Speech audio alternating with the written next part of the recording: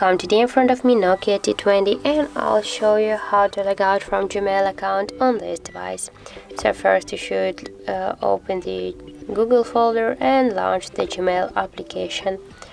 Right there, tap on this icon and you can see now that we are just logged in into two accounts at the same time, and now I'll show you how to log out from one from these accounts.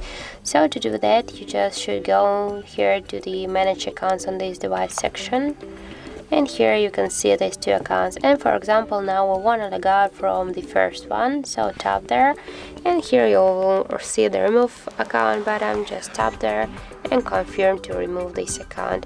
And as you can see here, we stay only with one account on the account settings, and now we'll just refresh here the application and we'll see, yes, as can you see, we'll stay only with one account and we just log out from the second one.